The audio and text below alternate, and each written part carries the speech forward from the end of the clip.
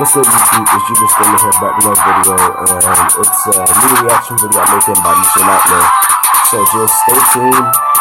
It's a really creepy story that I saw on his channel, so I decided to make a reaction video on this. By the way, my goal is to get over 400 followers on Instagram and over 200 followers on my channel, so let's just put that up. Also, by the way, you guys need to start watching my videos more because I'm only getting like 6 views, so I only have like 100 subscribers, so like where y'all at? I understand it's a school week and stuff, but all you have to do is just watch my videos like 5 and 10 minutes, you know, and enjoy it. So don't like not watch my videos and not comment on it. Like at least comment on my videos. I only get like 2 comments. It's from the same people though, so shout out to them. If you guys want a shout out and stuff, please let me know, alright? Because I will shout you out. Or if you have any suggestions for me on my videos, I will do it, okay? So it's a new reaction video, and stay tuned.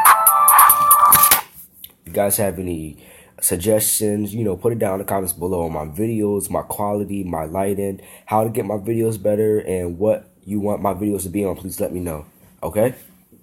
By the way, you guys need to start checking out my famous YouTubers who I watch, so that way you can see that they have a pretty lit channel too, because YouTubers who I put down in the description down below, they have a pretty nice channel, and I shout out most of them out, so you should check them out.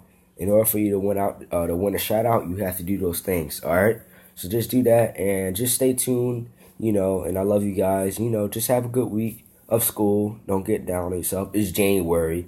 The school year is going by fast. I remember it being September and school just starting, and now it's January, so, you know, so we only got 6 months of school left. We got February, March, April, May, June. 5 months of school left. Because this month is the 6th month. And so we got 5 months of school left and then summer break. Alright, so let's go to YouTube and let's get this video started. Okay?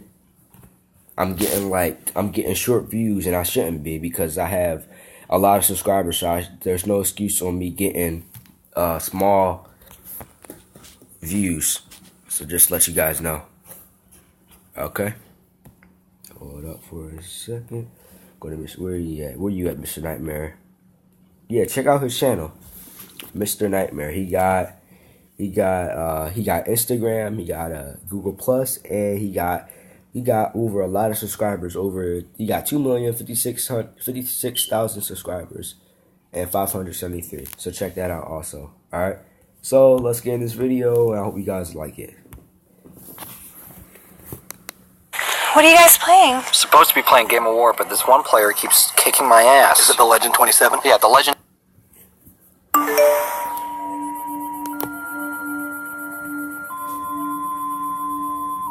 Tinder. I don't do that social media. I don't even know what it is. That's a nice neighborhood. I'll never forget the first time I used Tinder. It was 2015 during winter break when everyone was back home from college. 2 years ago. I figured since I didn't have a girlfriend and didn't have much going on, why not try the app that everyone was talking about? It was like 8 or 9 p.m. on a Thursday night, which was peak hours in terms of activity for the app. I downloaded the app onto my phone, and it was time to set up my profile. I spent a good 10 minutes browsing through my photo albums and found 4 flattering photos of myself that I thought would catch people's attention. I wasn't really experienced with the whole witty, funny Tinder bio thing that guys are apparently supposed to do, so I just wrote a few things about myself, like that I was 6 feet tall, played hockey at Penn State, and loved to work out. I swiped right for pretty much everyone just to see how many people would right swipe me back. I got through the given 100 likes quicker than I even expected, and didn't get a single match. My self-esteem was now completely in the toilet. I always thought of myself as really good looking, so I didn't understand how nobody could have liked me back. After waiting forever for some kind of notification to come up on my screen, I was considering just deleting the app to save my self-esteem. But finally, a single vibration from my phone, along with the message, "Congratulations, you have a new match," popped up on my phone. Overly excited, I went back into the app, and saw that I had matched with the most gorgeous girl I'd seen on the app.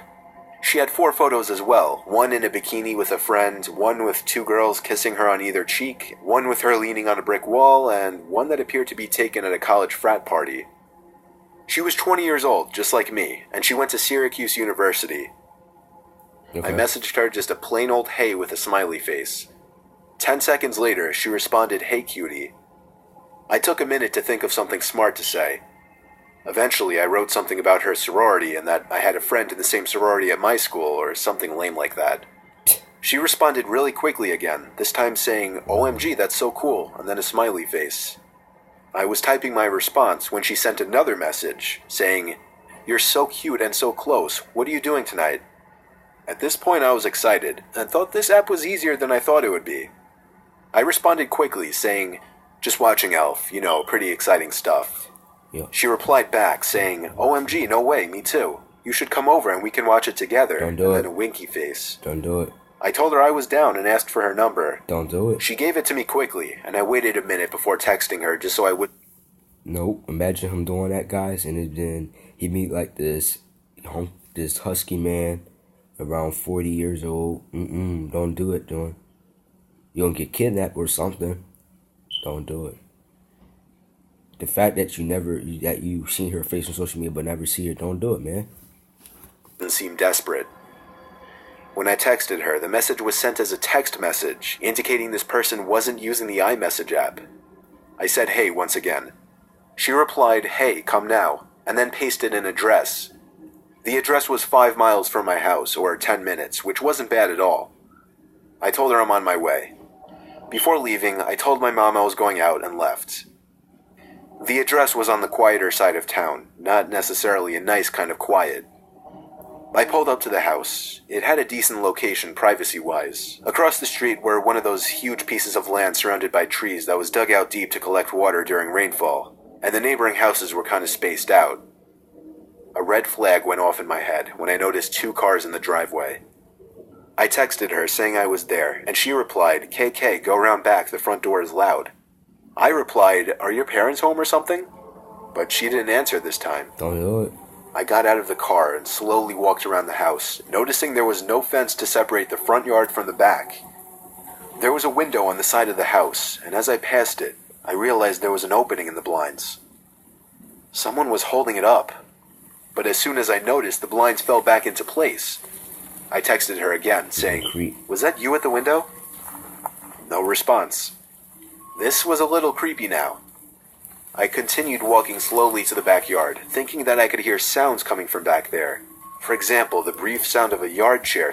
Exactly, when you show up to her house, right, and it seems dark and 2 cars in the driveway until you go around back, that's a red flag. Nope, don't do it. You shouldn't have left. Red flag anyway. You don't know her. You don't know her anyway. Why you want to meet her so bad? Because you don't have no girlfriend. Whatever. You can meet your girlfriend in a public area, not no creepy, you know what area. Exactly. Meet her in a house, in houses and stuff, a dark street, dark road with trees surrounding it like that. That's a creepy area, man. No, you meet her where there's a lot of people at. You meet her where, like at a mall or something. You don't meet her near the woods. That's a red flag. Or in the neighborhood near the woods. Exactly. That street was barely lit in. My street is light. Got lights everywhere. Scraping against the concrete. I became so nervous to turn that corner into the backyard that I froze at the edge of the brick wall and just ever so gradually poked my head around the corner to see if anyone was in the backyard. As far as I could tell, nobody was back there. So I walked to the back door. It was a really old sliding glass door, so I could partially see into the house. Another thing I realized just then that raised more red flags. Not a single light was on in the house. Don't do it. Don't You know what I told myself? I'd text her one more time, and if she didn't respond, I was out of there.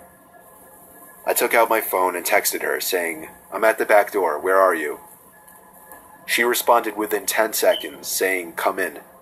I wasn't comfortable entering that house.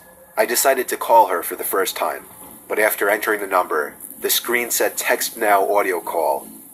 Text Now is one of those iPhone apps that allow you to use a fake phone number for calls and texts. That meant this whole time, whoever this was using a fake phone number.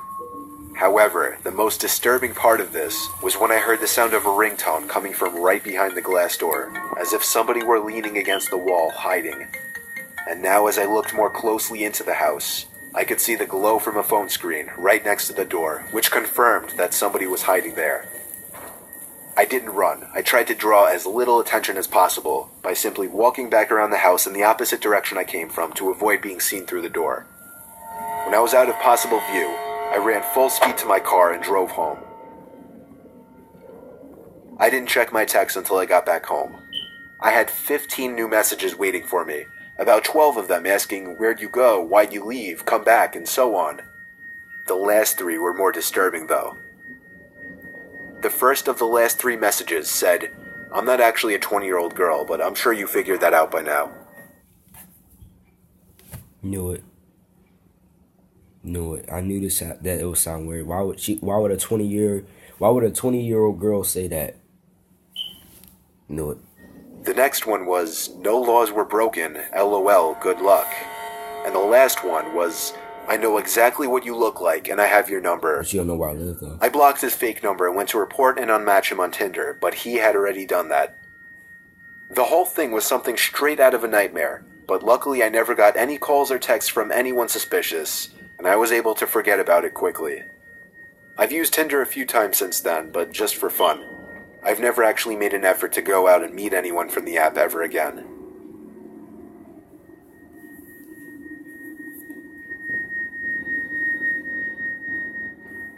I was on Tinder a few months ago when I was bored. I wasn't looking for anything in particular. Definitely not a relationship, though. Just one of those times to see who swiped me for fun, and having pointless chats. Plus, there was always that chance that a girl would be down to meet up for the night, and, maybe I'd get lucky. That didn't happen this night, though. I was the opposite of lucky. My first 20 or so swipes were full of matches. I sent corny pickup lines to a few of them that I found attractive. However, there was one girl who messaged me first. Her name was Michelle. She was a 23-year-old blonde. She was a solid 9 out of 10, almost unrealistically attractive. So the fact that she said hey first was pretty intoxicating, and I was a little intoxicated quite literally already. She was close, too. And eventually things were going so smoothly that I decided to try and be ballsy and turn the conversation sexual. That went smoothly as well. So I escalated things even more by getting her number, and then texting her to try and set something up that same night. To my surprise and delight, she seemed really willing, but she wanted to meet out somewhere and hang out first before going back to her place. I was fine with that, and so she seemed to take charge and set up a time and place to meet. She said she wanted to hang in a small park by her house first at 10 o'clock. It was a little odd, but I was down. I literally counted the minutes until around 9:45 when I decided it was time to leave. Before leaving, I sent a quick confirmation text, and she said she was still down to meet. The drive to this small residential park was maybe 10 minutes, so I got there a little early. I walked over to the swing set, the exact point where she wanted to meet. I didn't want to let her know I was early because I thought that might make me seem needy or anxious, so I waited until exactly 10:02 on the dot to text her saying I was there. This was when she stopped responding. 10:05, 10:10, sitting there waiting with no response. Leave. Of course, at first I figured she was driving and couldn't check her phone. But as the minutes passed, that idea started to become less realistic, and the idea that she flaked was becoming more realistic. Just leave the park. The playground area was surrounded by trees. In fact, this whole park was very woodsy. And having been a weeknight, nobody was out and about at this time. No. So honestly, it was kind of creepy sitting in that park alone. The only reason I could see was because of the motion-detecting light mounted onto the small bathroom shack. In one direction, the park turned to complete woods for miles, while in the other direction, beyond a few trees, was the neighborhood road. I was sitting on the swing, pushing back and forth in boredom and disappointment. When I froze, the sounds of the squeaky metal swing chains stopped, allowing me to hear something echo out from the little bathroom shack. It sounded like, a typical sound you'd expect to hear from inside one of those bathrooms. Like somebody pressing down on the handle of the paper towel dispenser or something like that. What I'm trying to say, it sounded intentional, meaning someone might have been in there. Now this wouldn't be a completely strange thing, after all it's a public park. Only I would have thought that they would lock the bathrooms up at this hour. They do. And who else would actually be in this tiny park at 10:15 on a weeknight? Then I suddenly felt a vibration in my pocket. So excited, I whipped out the phone and saw a new text from Michelle. The text said exactly this: "Hey, just got here. Come into the bathroom. I have a surprise for you."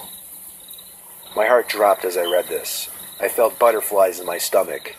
Not like an innocent nervousness, more like a disturbed and freaked out feeling. My thumbs were hovering over the phone as I was conjuring up something to type in response. Then she sent another text saying, "Get off the swing and come here." As I read the text, I looked up to the tiny bathroom building and opened my mouth, almost ready to scream, when I saw half of a person's face peering out from the entrance from one of the bathrooms, leering over to me on the swing. Only for maybe half a second did I actually see a good portion of their face though, because they slowly moved out of sight. To be honest, in the heat of the moment, I couldn't even tell if it was a male or female, but I knew something bad was going on, and I knew I was disturbed as hell by this situation. So I got off the swing quietly and tiptoed away from the playground. When I was far enough away, I ran for it back to my car. That run back to my car itself was one of the most horrific experiences of my life, because I had the constant fear of somebody chasing me in the back of my mind. As soon as I locked my car, I was able to pause for a breather. But up until that point, nothing compared to the gut-wrenching fear that I felt when I took one last look into the park and saw a grown man emerge from the trees running towards my car. I turned the key in the ignition and practically threw the car in drive before it was even fully started. When I was halfway down the road and looked back, there was nobody in the street. When I pulled into my driveway, I sat there for 10 minutes, thinking and reflecting. I felt like I had become a changed person at that moment, like I knew what it truly felt like to appreciate life after having my life threatened. I deleted my Tinder account and then deleted the app. I didn't tell... Yo, you better be careful with that stuff. For real. Be careful with that stuff, man. You gotta be careful, man. You can't trust nobody these days. That's all. You know, if something sounds fishy or something sounds sketchy, get out of there, man. He should have been going. I don't know why he waited, because he wanted to meet this girl. Why did she want to meet him in a dark, creepy park surrounded by woods anyway? Surrounded by woods. Would you guys meet a girl or a boy, right, to get in a relationship when you guys get older surrounded by woods? No. You'll meet them in a public place. And then when you go into your car, you see this grown man. That's how you know it's a trap. You try to trap him. You try to lure him into the bathroom so that way he look, aha, I got you. I'm not her. And didn't get his. But luckily he made it back to his car and realized something was going on. They be playing too much, you know. Anyway, that's the end of the reaction video. Hope you guys like it. I'll be making more reaction videos by Mr. Nightmare. That was his video that he made a day ago, so check that out. It's called Tinder Horror Stories by Mr. Nightmare. You can subscribe to his channel. He got an Instagram also. No, he don't have an Instagram. He has a Google Plus, Nightmare Vids by Mr. Nightmare, and he got a Twitter called Mr_Nightmare. So check that out. Also, I'll be making reaction videos to other people's channel, like someone dancing to weed music and stuff, and them playing Five Nights at Freddy. I think their channel is called ISSA, ISSA. I'll put it down in the description below, but check this out. Alright, my goal on Instagram is to get over 400 followers. I'm at 385, so let's put that up. Okay, I have my Instagram, ShadowCoast_2. I play Xbox also, add me on Xbox Live, and I'll be making more videos too, like Xbox gameplays, mobile gameplays. I'll be making vlogs and stuff and shout outs. So if you want a shout out, all you have to do is simply ask for one, right? So you have to subscribe to my channel, subscribe to the winner's channel, give me support, give them support, or simply ask for a shout out on my YouTube channel. You can even ask for it on Snapchat anyway, because I do shout outs on Snapchat also. So, you know, do that, and I see you guys in the next video, and peace out.